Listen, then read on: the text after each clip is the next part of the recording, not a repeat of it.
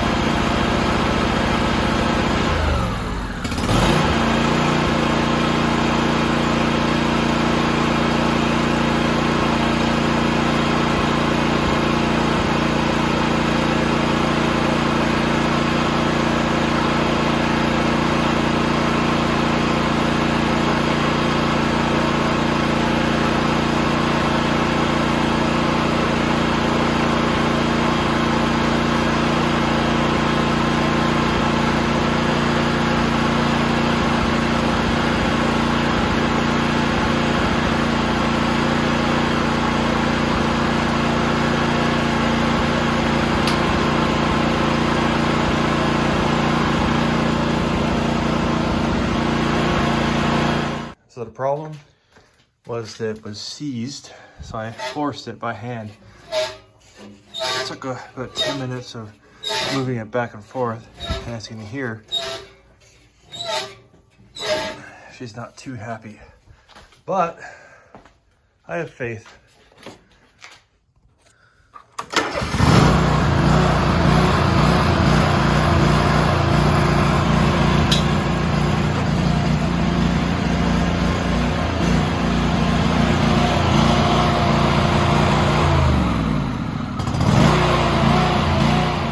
Still nothing. I tried a couple times. I'm going to play with it a bit more. I'll be right back. Okay guys, I got it. There was the belt tensioner that was seized, so at first there was too much tension, and then when I reset everything, and I put the belt tensioner back on, so I moved everything around, the belt tensioner wouldn't engage, so it was too tight, and then it was too loose. So after I put everything back together, I hit it with a hammer a couple times, the belt tensioner started working, and then everything works. Let me show you. The PTO is disengaged. Oh yeah, gotta put the safety on. Oh, there we go.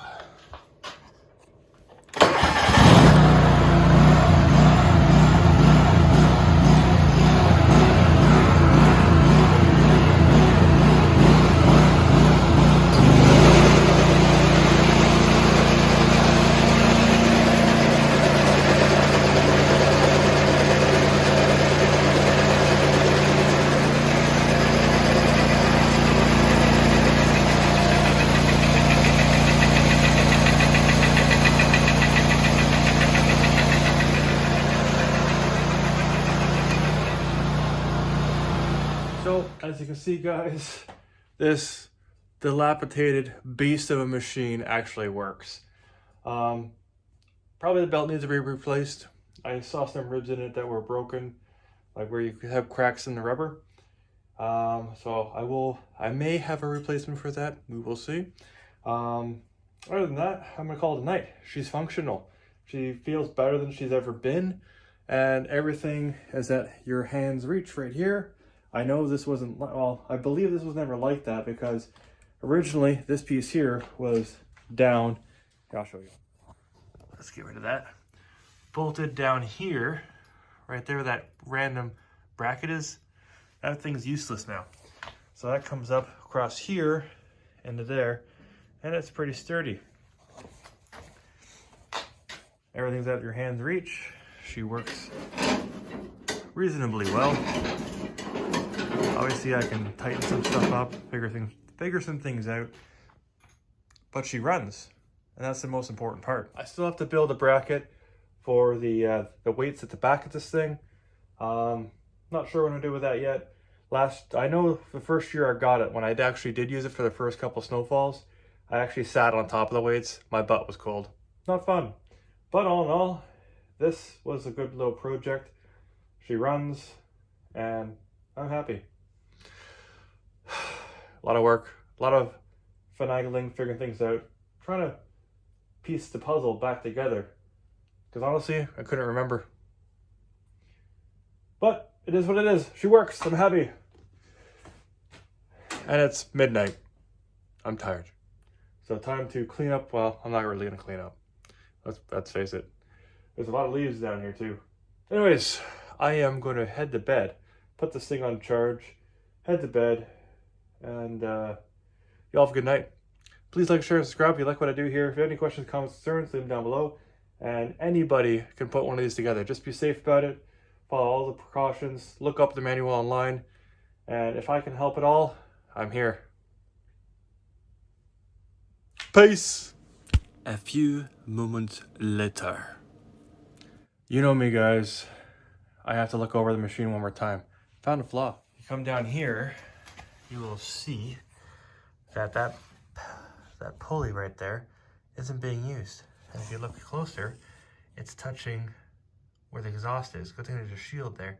I was wondering why it was kind of flopping around, but wasn't too sure about that. Anyways, we gotta reroute that. Be right back. So what I found was that the belt wasn't on properly. And I also found that the tensioner was giving me more problems. But this little piece of metal here, you can't see too well because I turned the flashlight. There we go. You'll see that it's worn out here. And that was bent down. I still could probably bend it back up a little bit. Anyways, that's what was causing the belt to pop off every couple seconds. So,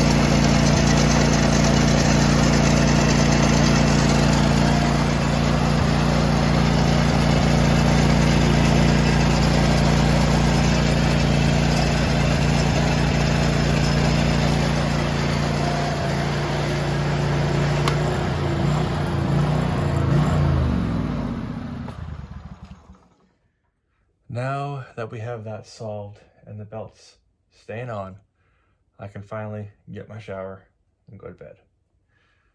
Have a good night, guys. Peace.